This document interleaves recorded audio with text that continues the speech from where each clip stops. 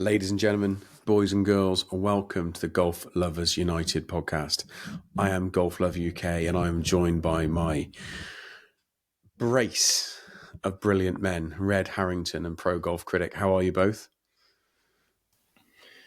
Doing well. Things are going pretty well. Adelaide was an amazing event. There's a lot going on in the golf world. Again, say it every week, but it's absolutely true. There's always something new going on, so it's always exciting to talk about it. And Red, before you chime in, what did people talk about on golf podcasts 4 years ago, LIV?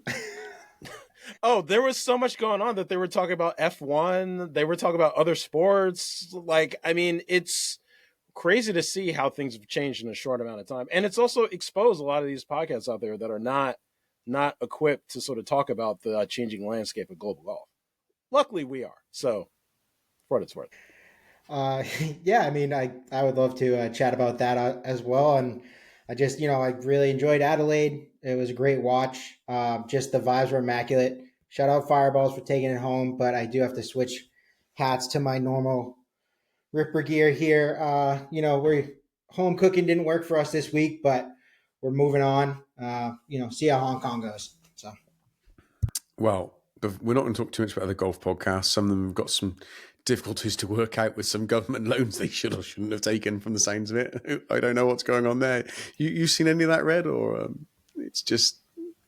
Yeah, I saw a bit. I don't know. I don't even know what it was about. It was like people are taking shots. I think it was just general business loans for COVID. I mean, a lot of people were doing that. A lot of people were able to get, just blank checks, if you would, from the government for it. And I don't kind of blame them because anybody who was operating a business at that time, that was just money that was up for grabs to kind of keep yourself sustained. It's free money. Yeah. It's free money. I get it.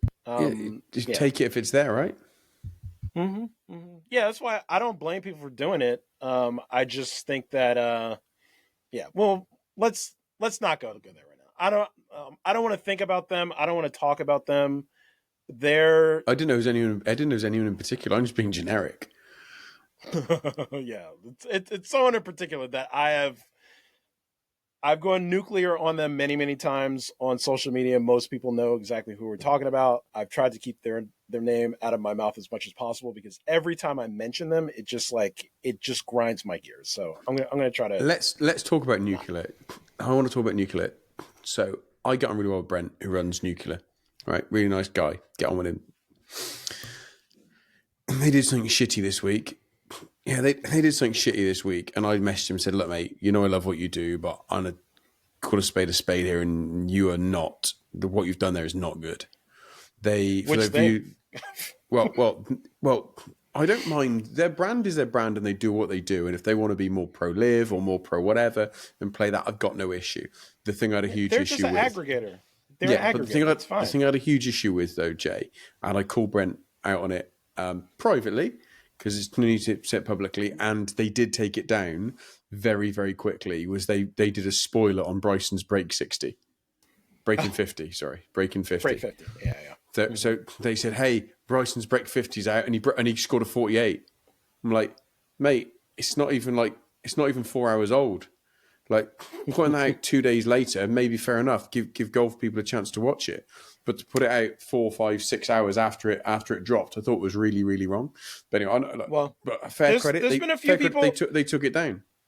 I called Flush out on that, mate. Guilty of that. Mm-hmm. Mate, I called Flush out on it. Another one I texted him and said, "Mate, that's bang out of order." And I love him to bits. Good. Flush, as you know, Flush is one of my best mates. I love him to bits. I couldn't get on with him more. We speak all the time. But when he did that reveal, I think it was on the Trump one. I can't remember what it was on the Trump score. I can't remember which one. I said, mate, you shouldn't do that. But yeah, Flush is a great bloke, and I struggle to have a word said against him because he's such a good mate. But there we are. Right. Nuclear. I have more of a problem with Nuclear citing anonymous Twitter sources that have no sort of accountability when it comes to ratings, TV ratings, all that stuff. And that's the thing that I have a real problem with. And it's not just isolated to Nuclear. It's like everybody in golf has been citing a particular anonymous Twitter account for any ratings information. And it just seems a little bit skewed. I'm not exactly sure how accurate it is. You mean the one? You mean the same one guy? You seem the same guy that like 5 days later climbed down on it and climbed down and backed off of it, having he had no proof. He had no evidence or proof of his numbers, mate. What was ridiculous? He pumped it and pumped it and pumped it, going, "Just trust me, Nielsen. Just trust me, Nielsen. Like, just trust me, Nielsen. Like, what is that? Is that a Danish lad? Just trust me, Nielsen. Like, do you know what I mean? Like, you can't just keep saying just trust me, Nielsen, as if it's a person you're speaking about. But what annoyed me most too, because I've been citing Nielsen in all my I know you have tweets ever since. It was the climb down 5 days later of, well, this could be this could be this. Like, mate, anyway, I can't. It never got picked up, and it never got picked up either. Retractions at that point are just mute points. People are not going to. It's the British media have been doing it for years. I remember. I'm going to say it's maybe 22, 23 years ago. There was a hit piece in a newspaper in the UK called The Sun, and I can't remember the exact story, but it was something like Lord such and such Tory MP has sex with sex workers, right? Massive, like, big headings. They ran the story for 2 days. 2 days later, in writing that big on page 9, we'd like to retract our statement. It never happened. But it went from being like 2-inch high letters across the first 4 pages to being like 1/4-inch high letters buried on page 9. It's like, because people bother about that retraction. Yeah, so retractions never really work. Yeah, don't get me started on the media. I've been in a good mood today, and when we start talking about the corrupt media, it just totally flips my mood. So all right, I don't want to talk about it. Let's get stuck into the first 2 events of Riyadh and Adelaide. Now, I'm going to say some things on Riyadh, and I've been and I have played golf in Saudi Arabia. I have played golf at a LIV event in Saudi Arabia. I've been there. I know how it works. When I went to LIV Jeddah, there were 2,500-3,000 people in attendance there, and maybe 30 around the 18th green and 10 around the first tee and 5 or 6 around 9th green and 10th tee, right? The Saudis and the people attending it, they are there for a socialite experience. They are there to go and enjoy themselves. So I've been told, and Jay, you might have had different numbers. Now, obviously, 102,000 to Adelaide over 3 days. I was told at LIV Riyadh, there was 14,000 people there over the 3 days, which is way more than none.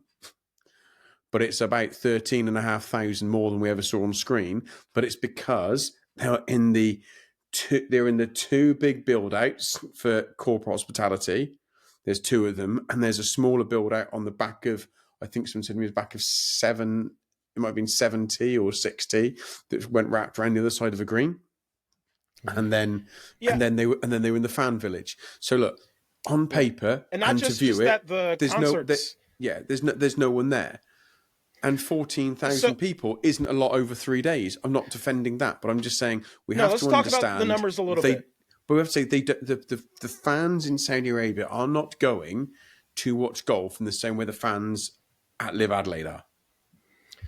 That is true. It was also mentioned on the broadcast that they had 15,000 people there every day. So, which is a little bit skewed, I think, for some of the reasons that you mentioned. However, this was really something that they were building as a festival of golf.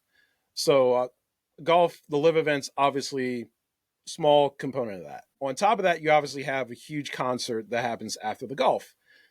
They had Backstreet Boys. They had, obviously, it's a pretty big deal. Backstreet Boys just performed here in the United States for Saturday Night Live's 50th anniversary. Like, there's still a pretty big deal. Like, the entire crowd at Saturday Night Live was chanting their lyrics, singing the lyrics, singing along. Like, they're still fairly relevant, even though they get clowned all the time for obvious reasons. So I think you obviously have that concert component to it that happens after the golf. You have the golf early. Fans are sort of filing in the whole time. A lot of them are there for the golf, so they're there in some of the luxury suites. And those were way more well attended in Riyadh than what they were in Jeddah last year. Like, that's a fact. Build-outs were a little bigger. There were more people on the course, except fans there tend to congregate around the fan village, like you mentioned. They congregate for the concert. They congregate for all the sort of social things around the golf. The goal is to eventually get more people actually on the golf course. Except even at some PGA Tour events, like you guys know, I just went to the Farmers Insurance Open. A lot of the fans do not make it out to the far parts of the course. It's just part of the deal. So a lot of them congregate around those sort of luxury build-outs around 18 and at Torrey Pines, there's like other places like 16, 18.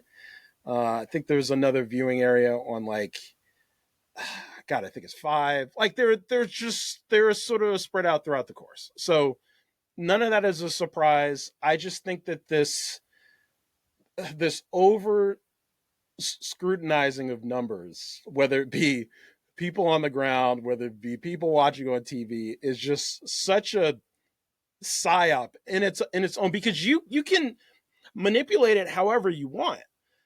So for me, I don't really care about it as much as like the people at LIV, the people at Fox, CBS, whatever is broadcasting it. They're the ones that it actually matters to.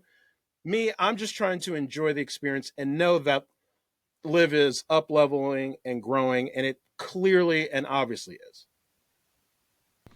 Yeah, I think all that's right. I would also add, like, I think a great thing about being in Riyadh, which we didn't see from Jeddah, was it seemed like there was a lot of expats out there. I think those were the ones who were actually out taking in the golf. And we know now with what's happening in the economics of Saudi Arabia that will only grow more and more. And, you know, this is part of that. They want a place for people to feel comfortable and come and, you know, they're doing their day-to-day jobs. And then they also have entertainment that, you know, they don't have to be kind of cut off from what they would normally have as entertainment options when they're there. So I think it's only going to grow.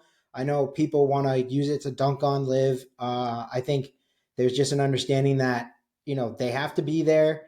This is all part of the plan and the deal, and it's going to grow shortly and, you know, over time. But you can't on one hand say nobody likes it and then also say, you know, it's never going to grow when we've seen the growth. So it just, I think it's all regressive and unnecessary, but at the same time, this is the landscape we live in right now, and, you know, kind of take the lumps as they come, and that's fine. Yeah, completely agree. I try to tell people, no, really quick. I just tend to equate this to how the UAE and the city of Dubai was 30 years ago. There were not that many people attending those tournaments. Now there's way more because money has been invested, marketing, it's increased interest, like all that stuff, and it's just a matter of time. I got 3 friends who live in Saudi. They've moved over there in the last couple of years. Like it's not something you'd heard of 10 years ago, but the same way you would have heard about in Dubai 20 years ago. Look, things move on, times move on, and we're going to move on into how people played. And I want to just say, look, Adrian Moronk, what a fantastic win for him. Great to see him get a win. I thought he played really, really well. Let's not underestimate quite how tough a course that was in some ways for many people, and how tough an outing it was. I was confused. Let's talk about the night golf thing too, because that's something I was going to say about that. I was confused by how many people had never seen or even heard of night golf. The comments were quite crazy. Makes me think how sheltered some people are. But I thought night golf was amazing, and it was Martin Keimer who said it on the broadcast on the post show with Rachel Drummond. He said why he loves night golf is because the course lights up the bits you're meant to hit. He said it narrows your perspective. He said, and if you do hit one outside the lights, it's going to be tough to find it. But he said it narrows your perspective to where to go. And I thought it was a really interesting thing. So I love the night golf. I thought it was a great addition. Would I want to see it every week? No, of course not. No, but it isn't. But equally, that doesn't mean it's a gimmick. Now, I think there is a place for night golf, and I think maybe you could have 2 night golf events a year. I really do. I think you could have 2 night golf events. I'd want to see the second night golf event somewhere warmer. I'm picking Turkey. I'm not saying Turkey, but Turkey or Dubai or wherever it might be, where they have, because Turkey's got so much night golf, Jay. Like it's everywhere. It's like there's maybe a dozen of courses where they play golf 24 hours a day, all through the night. Yep. Where the temperature's sort of 22, 23. What's that for you guys? 84, 85? Yeah, I've seen Rick Shields. Yeah, it's like 75, 80 degrees. Yeah, no, it's nice. Rick Shields has done a few videos in Turkey. Yeah. So I'd like to see a second night golf. You boys enjoy the night golf? For sure. One of the things that I keep telling people about LIV and sort of the whole grand scheme of professional golf, and the reason why it's way more interesting now than it was back then, is just the sheer variety that we have now that we didn't have then. Like, having LIV is a wholly separate format than what we have on the PGA Tour and European Tour. Having this night event, having team match play stuff at the end of the year, that hopefully we get more match play as sort of time goes along. Just the variety to me is really the most important thing, and one of the things that I wanted to see in professional golf, because it makes the whole thing more interesting. It like up levels the entire sport. Like, having every single golf tournament, and this is another thing that drives me crazy about the golf media, is they basically want every golf tournament to be 72 holes of stroke play, and it's like, we get plenty of that, like, and mostly in America. Like, I mean, we get plenty of that as it is. So it's like, we need to have more variety. We need to diversify. We need to do these new things to get more people interested in golf. Because if you're constantly broadcasting and doing it one way, you're only going to really attract one group of fans. So if you're going to increase your footprint, you have to do new things. Night golf is one of those new things that they are obviously doing to try to attract more people to it. All of a sudden, we're going to find more night golf events. I know about grass clippings. That whole league is doing 100% night golf on a par 3 course, which is another thing. Like, I'm probably not that interested in that, but like, I can only watch so much golf. But I just think that these are all ways to get people more interested in the game. And I think it's all good. Yeah, and I think on top of that, like, we're talking about just attendance numbers and people's enjoyment while they're out there. I think you increase the chance of that happening when it's in comfortable temperatures, when you're playing desert golf. I mean, Ben, when you were out there, I know you said in Jeddah it was plenty hot, and it kept a lot of people from even wanting to venture out from anywhere, past that had shade. So those kind of things, you open up their ability to not only fit TV times that are more perspective of, the UK and America, but also kind of allowing people there to get out and experience the golf course for what they can.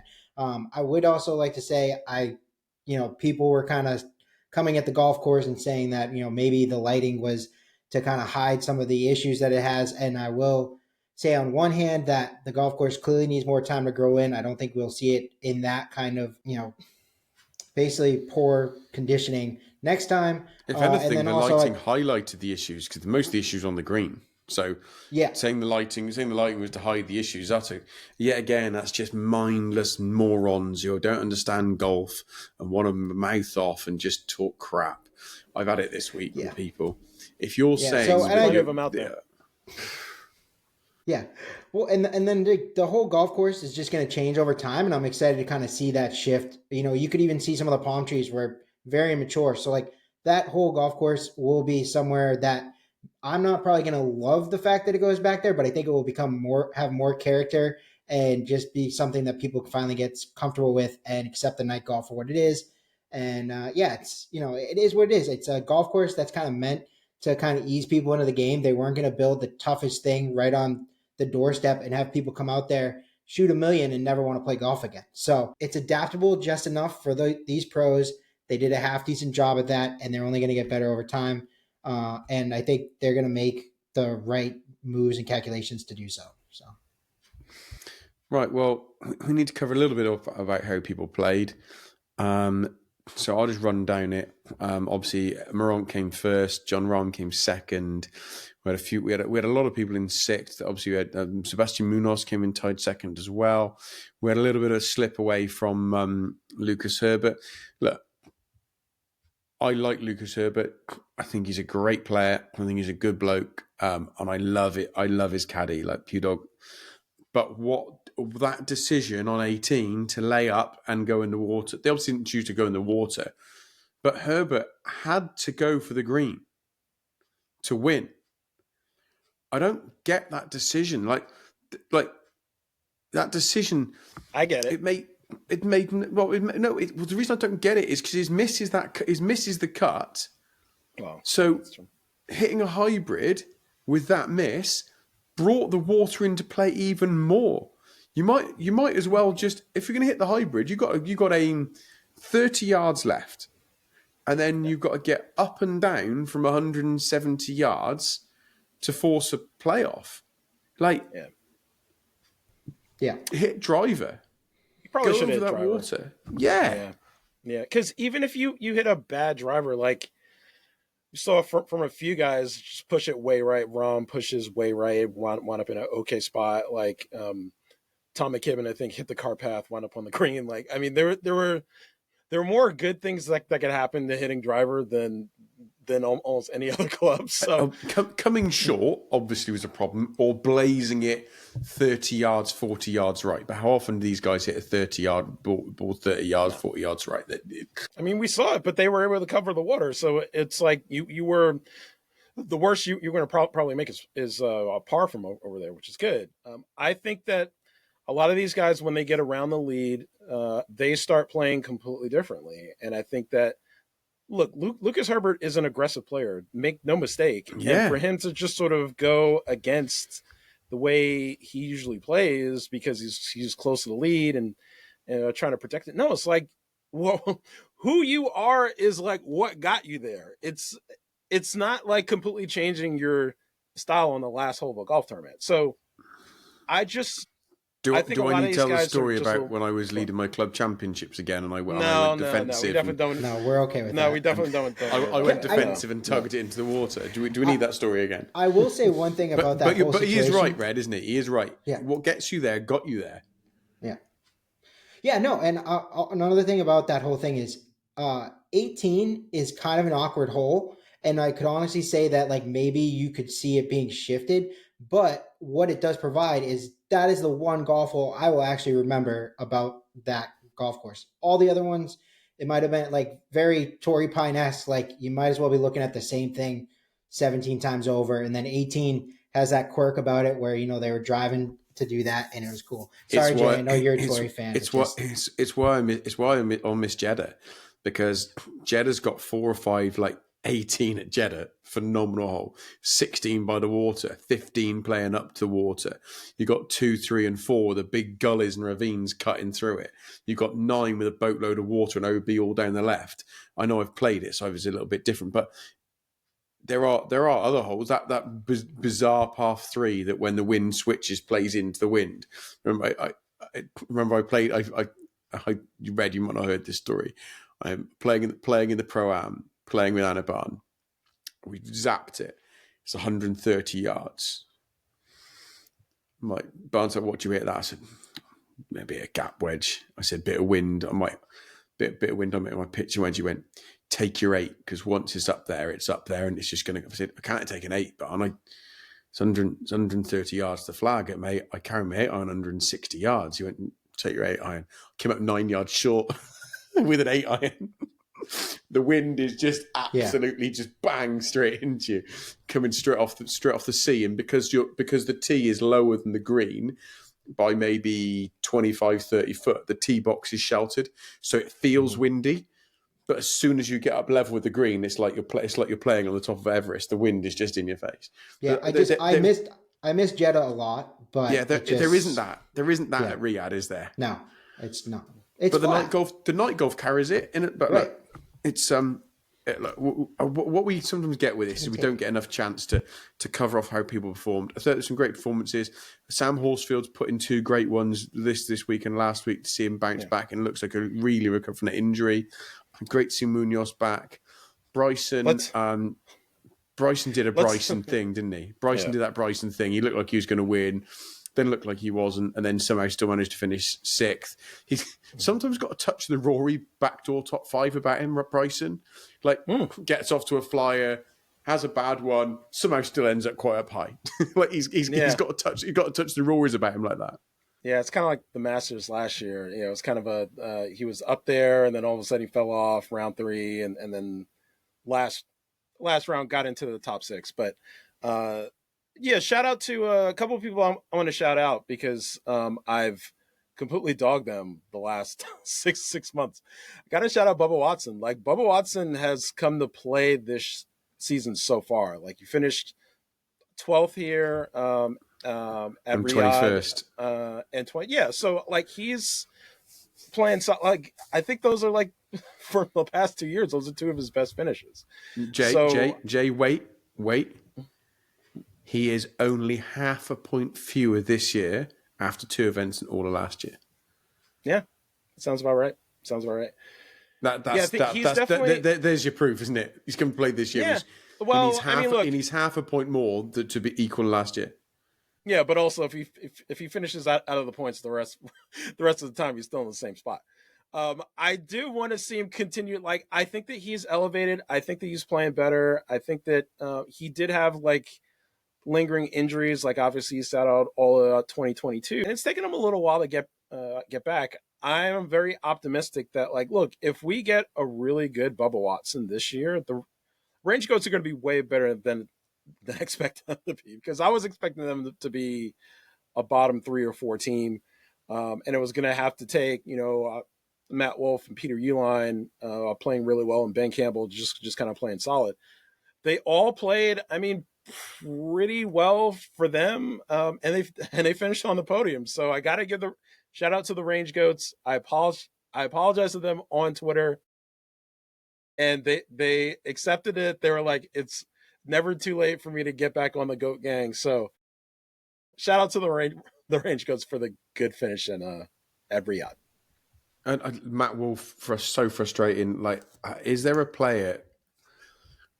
He could be a top 5 ever most talented player to do this, to up and down, to roller coaster. Like, for sure. Like, just raw talent. He's a top 5 player at LIV, just in terms of pure raw talent. Like, I'm very, very convinced of that. I've had other players tell me that the same. So, and it's not a coincidence. I just think that his consistency needs a little bit of work. Except if he plays well this year, he could be a top 10 player on LIV for sure. Couple of shout outs to a couple of the older guys who got a bit of stick last year. Lee Westwood finished tied 25th. If it wasn't for that bizarre mistake with the ball once in a lifetime, he would have finished tied 15th, which would have been a fantastic finish for Lee in there. And he followed up with this week the tied 37, which wasn't ideal, but it shows there's a bit more game coming, which is nice to see. Same for Poulter, and also obviously Wade Ormsby. He's come in played for the Ironheads and got tied 25th last in Riyadh, which I thought was a really good performance for him, and didn't go so well this week.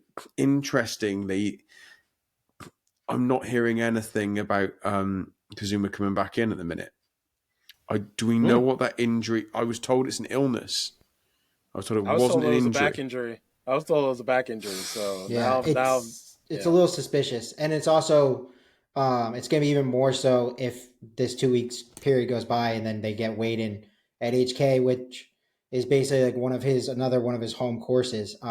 That didn't really work out. If there's any player in the world I want to sub in for me at any course, it would be Wade Ormsby at Hong Kong.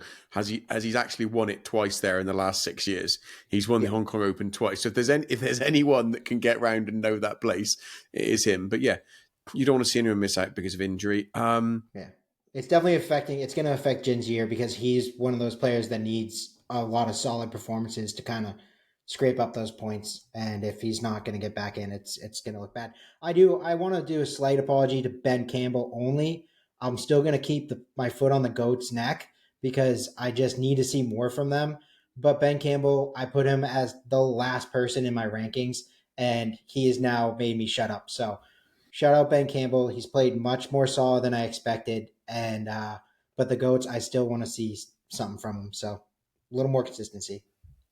Let's just, and obviously on the team event, we had Legion taking the team prize with fireballs and taking the team prize. Sorry, with a Ripper in tied second with the Range Goats. We've already discussed that, so it was good to see.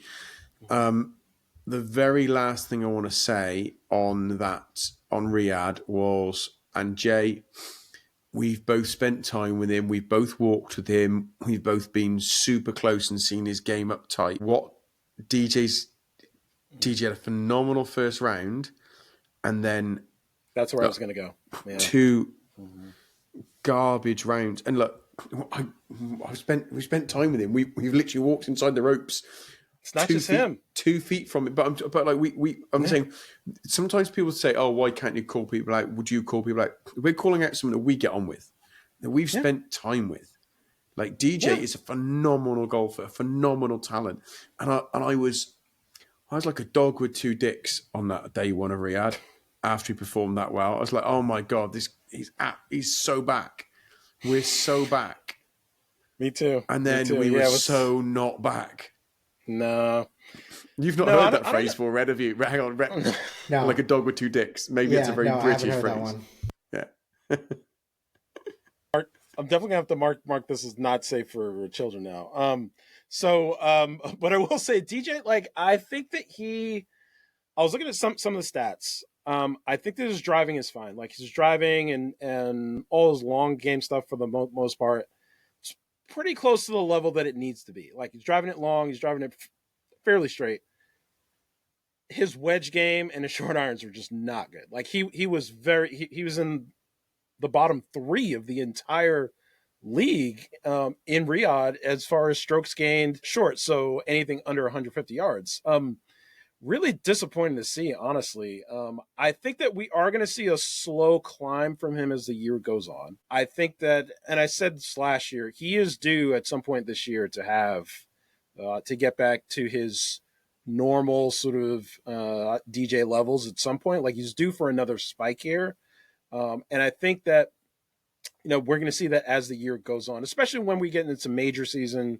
Like, I think we're going to see a stronger performance from him in the Masters. I think we're going back to Oakmont where he won his U.S. Open. Like, I think that as we get into April, May, June, like, we're going to see a different DJ. I am disappointed now. I'm disappointed in Patrick Reed. Patrick Reed finished right there with DJ in like 44th at Riyadh. That is totally unacceptable for the Aces. Like, I mean, if they don't get better performances out of those 2 guys, we're in for another long season. We did see a little bit of improvement. They're done if we don't. Yeah, 100%. Like, there was those 2 guys are top 10 to 15 players on LIV, and we just need to see more from them. 100%. Time for an ad read, gents. Go for it. The Golf Lovers United podcast is sponsored by ShotScope. ShotScope is a fantastic company providing with GPS watches, laser range finders, and shot tracking devices. If you would like to go to shotscope.com, please go there and look at their range. I personally am using a ShotScope Pro LX Plus. It is a fantastic rangefinder and has a little pebble screen on it as well. You can detach for GPS distances, course layouts, and the like. When you go to the shop and you go to checkout, please use the discount code GOLFLOVER. That is discount code GOLFLOVER on shotscope.com. Thank you. What do you think, boys? Do you like the read? Do you like the read? Yeah. I tried to deliberately get to 30 seconds so we can just press skip straight over it and they don't miss any of this podcast. But now I'm doing this bit. So they're like, oh, do I have to go back a bit? No, you know what it's like. Look, people need rangefinders. Look, we've got one of the great things about doing this podcast now for the last year is the fact that we've cultivated relationships with people in the industry. We do now have some doors are sort of opening up to us as well. I want to, shout out Ping, shout out Grayson too. I'm actually wearing a Grayson vest. If anybody wants a discount on their Grayson gear, send me a message either on Twitter, email me, progolfcritic@gmail.com. I'll get you on the list. $20 off your purchase of anything on the Grayson website. We got to shout out some of the brands that are supporting LIV. Grayson's obviously sponsoring Legion 13, sponsoring Ripper GC. Great gear, great stuff. Highly recommend. And yeah, so that's not really an ad read. It's just I like supporting brands that support and are investing in LIV. They're one of those brands. And for the avoidance of doubt, I'm not actually sure if I actually said it, you will get 15% off all your purchase at shotscope.com. I'm not sure if I actually said that bit, if I didn't. One of the things I like about ShotScope, I don't like... do you guys ever wear a GPS watch? Their GPS watches are great, but I don't like wearing a watch when I play golf. A lot of people do, I don't. I can't because I play in too many tournaments and they're not allowed, and I don't want to get used to using something in golf tournaments. Get to using something in practice that I can't use in golf tournaments, so I only use they do this little thing like they do this little thing like a pebble. They call it a pebble. It's it's like a little watch screen that actually has got a magnet and goes onto the rangefinder. So for me, I've actually started using that, and I really like that because I don't like wearing a watch, but I've got the functionality of the watch on the thing. I can just take it off the rangefinder if I'm in a tournament and use the rangefinder on its own. But look, there we are. That's right. smart. So I feel like we've done Riyadh. Let's nip into Adelaide, and just to say, John Rahm, captain consistency, second in one, sixth in the other. Big win from Joaquim Neiman. Thought he played fantastically well. Carlos Ortiz to finish second, really good. Abraham Ants finished second, really good. But then what I am noticing, Jay and Red, I'm not sure if you're seeing this, is some of the big drop-offs. Like Munoz goes from tied second to 45th. So glad I put my fantasy team. Lucas Herbert tied 4th to 31st at home. There's only a few people who've been really consistent, and they're going to go to fly under the radar, like Anaban Lahiri, like tied 12th, tied 7th. They're two fantastic finishes, and is actually the highest placed crusher at the moment in the overall standings. Moronk bounced back from sort of struggling early. Yeah, he had a really poor second round, but then just kept climbing. Last round, shoots 65, gets into the top 12. So, and he's leading the standings now. Yeah, he is, and he deservedly so. And then you got players like Brooks had a bad first event, good second. But I don't want to do this, but I'm going to have to. There are some early warning signs. I said we're going to wait until after the fourth event. We probably should do. But I'm just going to say at the minute, Matt Jones, I understand they won last year, and I understand the Rippers want to keep loyal to their team, but Matt Jones at the minute is looking like the weak link, a big-time weak link. And if they could have just upgraded slightly with an Aussie player, that would have been a huge, huge win for them. Freddie Ketchup looking possibly out of his depth. Brandon Grace got relegated and got brought back. Neither of us agreed with that. Look, I couldn't be more of a Stingers fan. How many people in the UK have got a Stingers hat, right? Come on. I'm half South African. I'm wearing a Stingers hat. So let's take this with a pinch of salt. I love the Stingers team, but Brandon Grace has shit out on 2 courses that suit him. I know. It's hit it straight, hit it tight. Don't worry about distance. If he doesn't do well at Hong Kong, he has got a horrible turn of courses coming after that where you've got to be a bomber. Mm-hmm. Yeah. These are the 3 courses he should be eating up. Yeah. I want to dive into Ripper real quick. I know, Red, this is your account, so I'm just going to mention this one thing. Even though we kind of dogged Matt Jones for not getting any points from the last 2 events, or the first two events, Cam Smith has not gotten any points either, which is a huge, huge problem for Ripper. That's a big problem. Cam Smith is he's finished tied 25th and tied 30th at Adelaide. Yeah, that's not good. That is not good. So trust me, I know. I defer to you on those, Red, but I gotta call that out because there's certain star players that and I think he'll play better in Hong Kong. He likes Hong Kong Golf Club.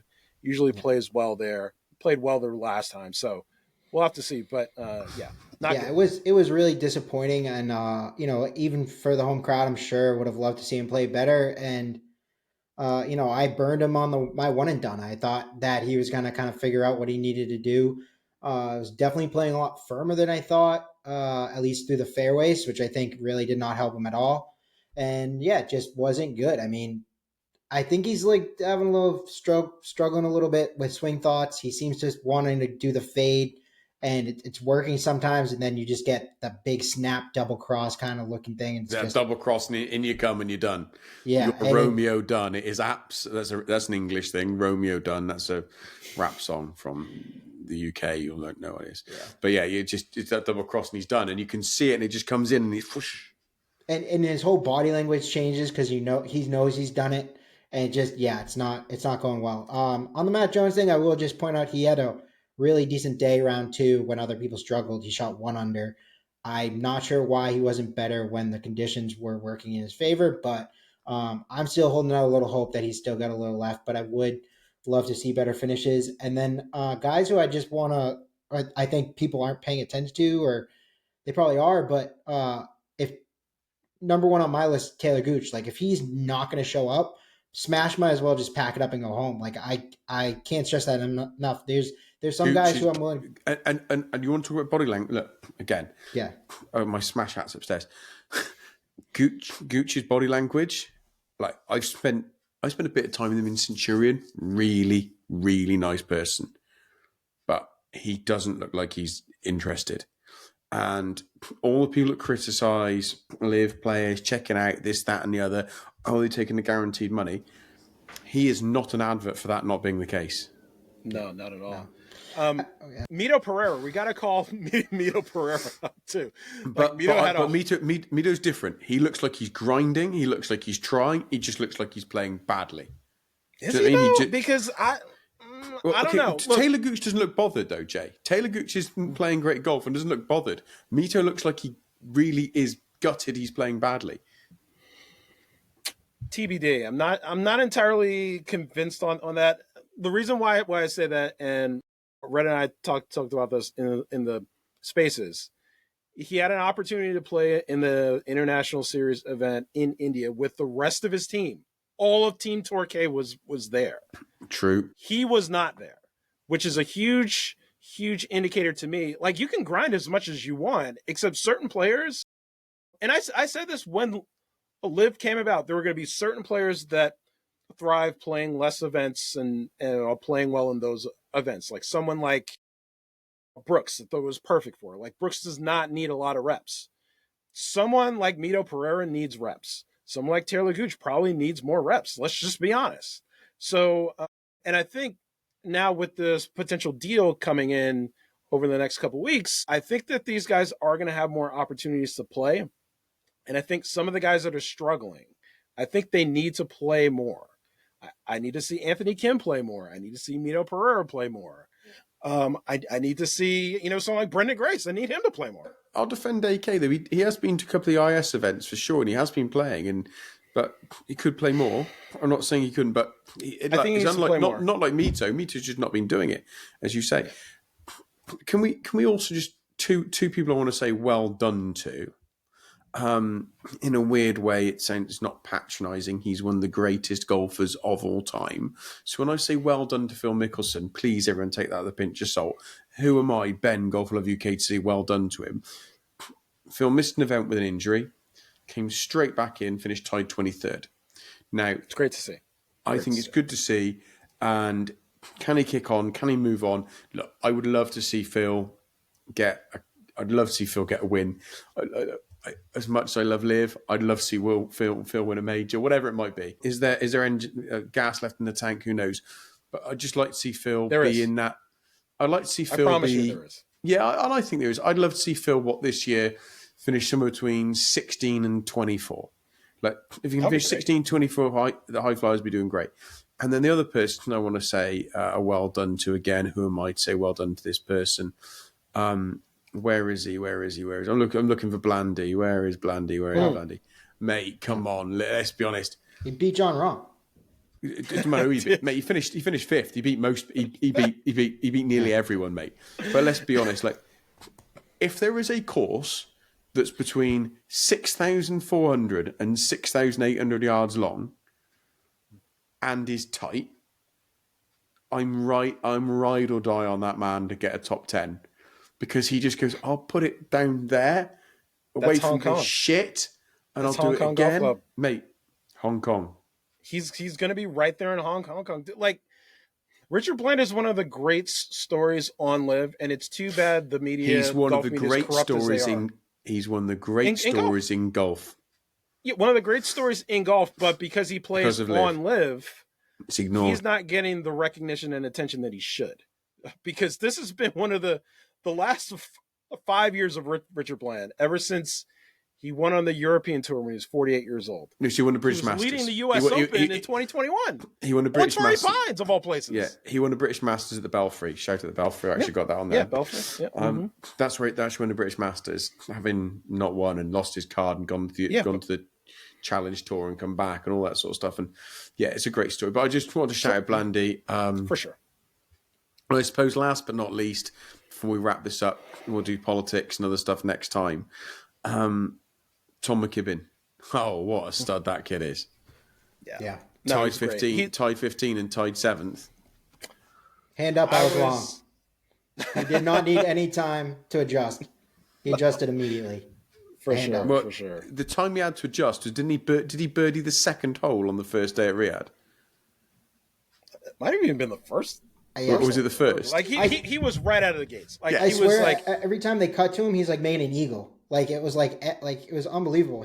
I guess I didn't understand how well he was putting, because his putting seems to be one of his really high strength. Yeah.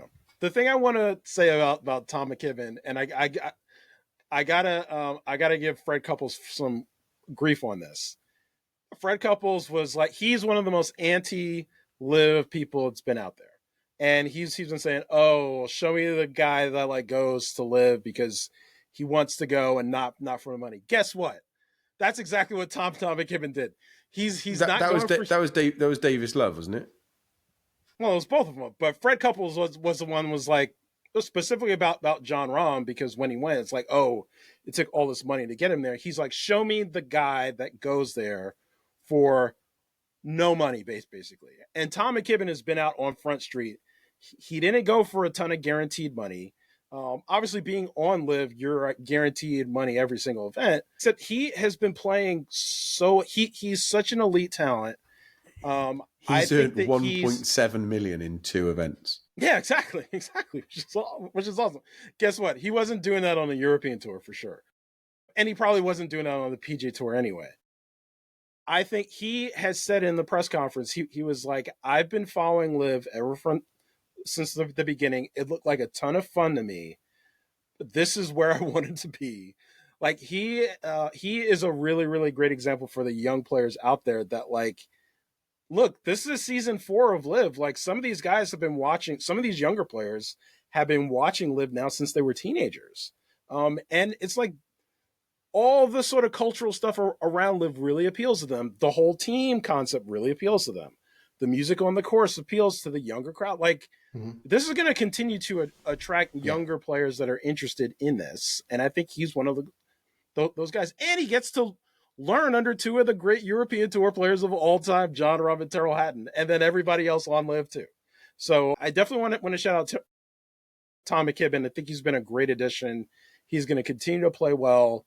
He is off to the races. I expect him. I'm not going to saddle him with too many expectations, but I 100% think that he's going to be in the lock zone this year, top 24.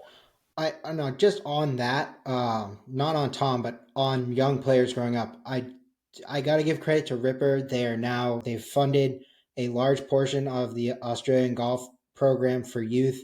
They're having like the little Rippers.